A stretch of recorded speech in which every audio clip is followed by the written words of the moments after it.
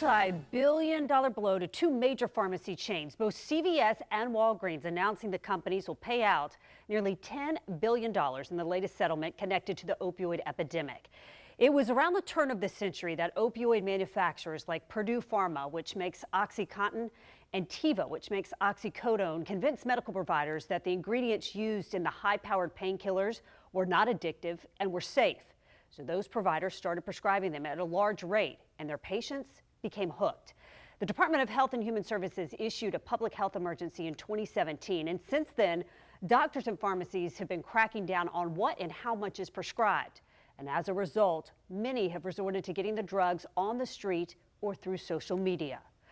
A St. Augustine mom learned that many of those pills look exactly like what you would get from a pharmacy, but they are fake, laced with illicit fentanyl designed to deceive, and just one pill can kill.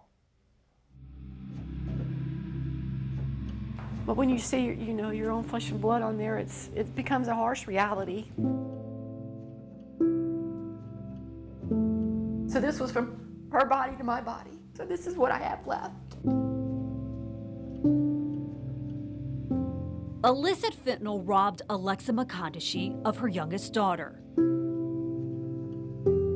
The detective came to me that day and he was going to 3 other homes.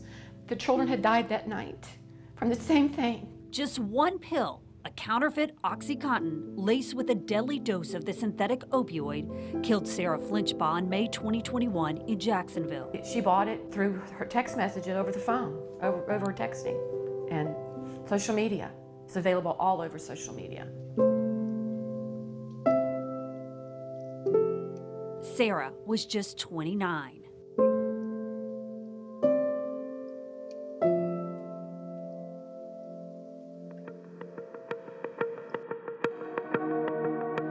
And they looked exactly the same. And Sarah knew what they looked like, and it still fooled her, and it got her. It was pure fentanyl. Fentanyl is 50 times stronger than heroin and 100 times stronger than morphine. Children on here were killed by fentanyl poisoning. And this is my daughter, Sarah Flinchbaugh, forever 29. And if you look here, there's 16, 17, 15. McConaughey is part of a growing Facebook group called Lost Voices of Fentanyl. Our kids! She joined hundreds of families in Washington, D.C. this fall to raise awareness and call for change. Fentanyl has got to go! We were trying to get Biden's attention to do something about the borders. According to the Department of Justice, between October of last year and this June, Border Patrol agents in 2 California counties on the southern border seized more than 5,000 pounds of fentanyl. About 60% of all fentanyl seized in the U.S. during that period. With 1 kilo of fentanyl capable of killing 500,000, the amount seized could have taken out more than 1.1 billion people. And the DEA says between May and September, 36 million lethal doses of fentanyl were seized around the country. This is one of the greatest threats to our community, to our families, to our children. Mark Skeffington with the DEA says just a tiny amount of fentanyl, what can fit on the tip of a pencil, is all it takes to kill you. It's being manufactured in Mexico. They are getting the chemicals from Chinese chemical companies. They're converting that into fentanyl, and then they're flooding the United States with fentanyl in powder form as well as pill form. There's still more we can do to keep it from coming over the borders.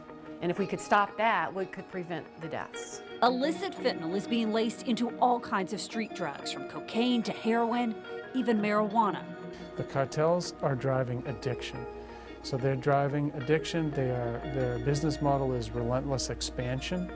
Any casualties is just an afterthought to them. It's also being pressed into pills that look just like medicine prescribed by a doctor, like Xanax, Adderall, and Percocet. There are lifelong DEA people that if you put a fake pill next to the real pill, it's impossible to tell the difference.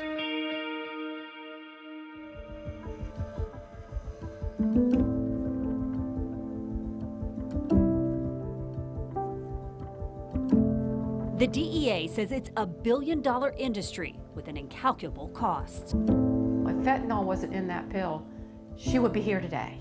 She was poisoned. Fentanyl is a poison.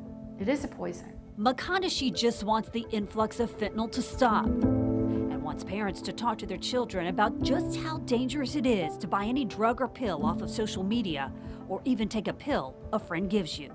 Because I think Sarah would want me to do this. Sarah would want me to stand up for her and be her voice and let people know what can happen. Because it sure took her just like that.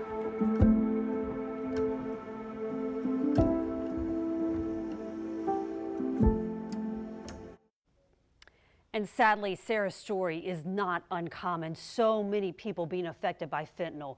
More than 107,000 people died of a drug overdose in the U.S. last year. The majority involved fentanyl. So talk to your kids about this.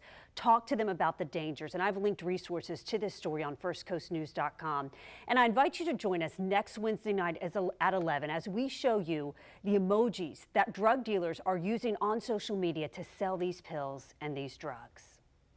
And if you are struggling with a fentanyl addiction or any kind of drug addiction, there is help available. You can call the Substance Abuse Hotline at that number on your screen. That's 1-800-662-HELP. The confidential free service is available 24/7.